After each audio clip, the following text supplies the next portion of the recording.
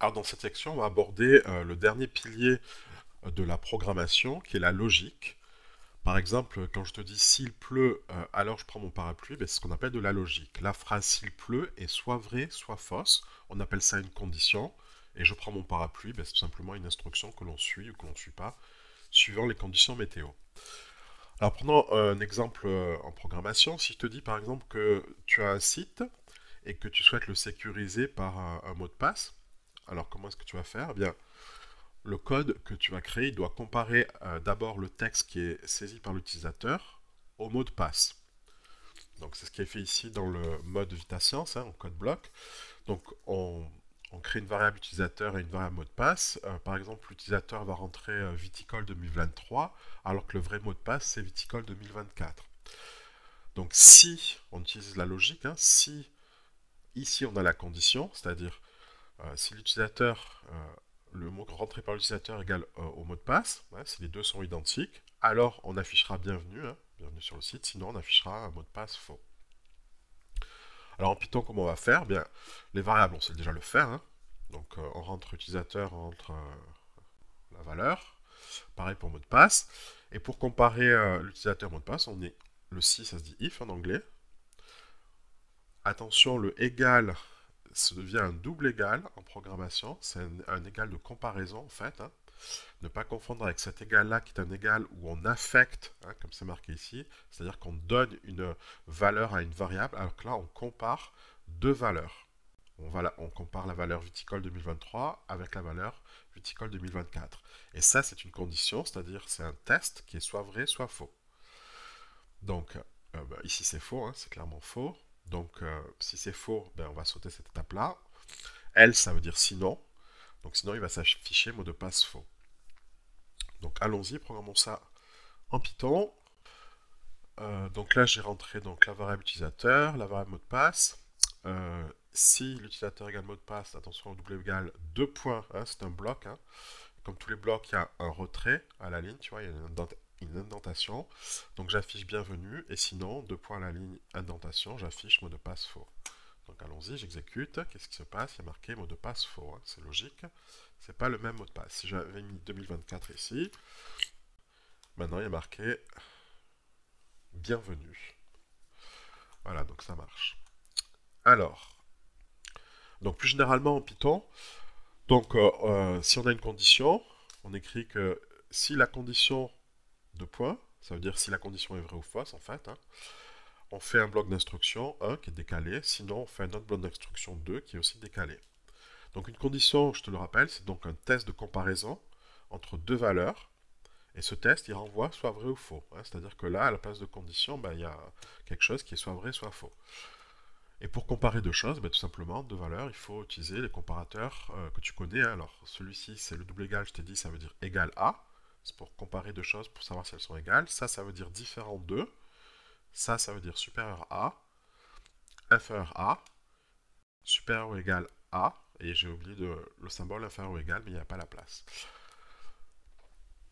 Alors ça, c'est si on a juste une condition à vérifier, mais parfois on peut avoir plusieurs conditions. Par exemple, si tu as une moyenne au bac, eh bien, tu vas avoir différentes mentions suivant la moyenne que tu as obtenue, hein. Donc par exemple, si ta moyenne est plus petite que 10, ben, tu auras recalé. Si elle est comprise entre 10 et 12, tu auras marqué passable. Si entre 12 et 15, tu auras bien. Et sinon, tu auras le message félicitations. Donc là, c'est le cas le plus général, c'est ben, si jamais tu as une condition 1, ben alors tu exécutes le bloc d'instruction 1. Sinon, si c'est une condition 2 qui est vraie, ben, 2 points, c'est un autre bloc d'instruction, etc.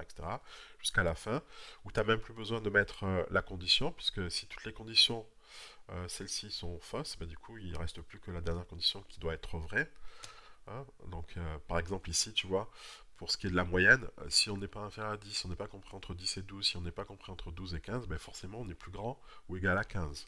Tu vois, je n'ai pas besoin de marquer ici la condition moyenne supérieure ou égale à 15. Ça coule de sens, c'est logique. Donc, voyons ça dans Python. Donc ça, je le mets en commentaire. Ça, je vais le décommenter.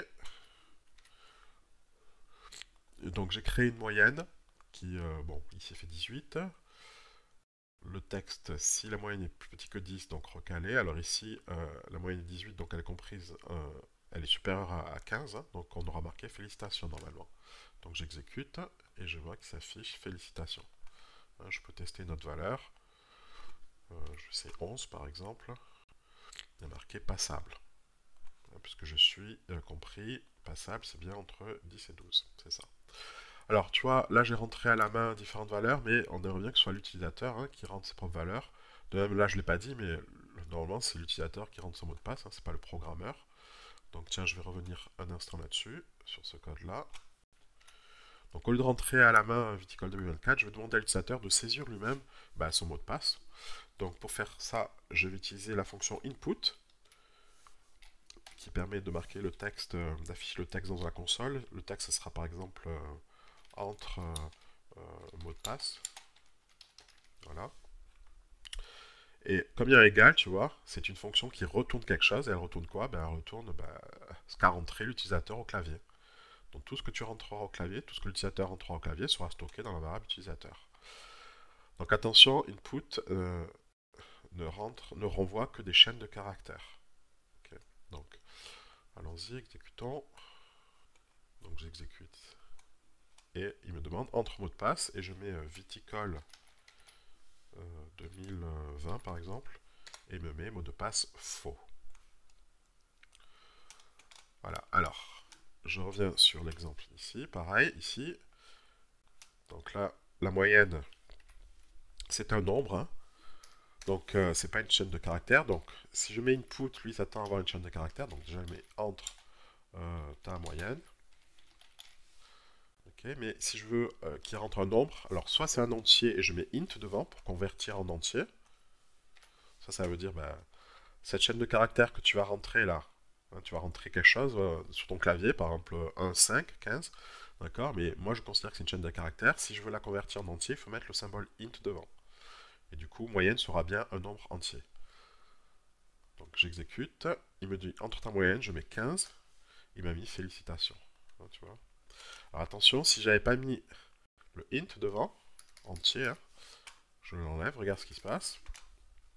Donc j'exécute, je mets entre ta moyenne, il me fait 15, et il me fait erreur. Pourquoi?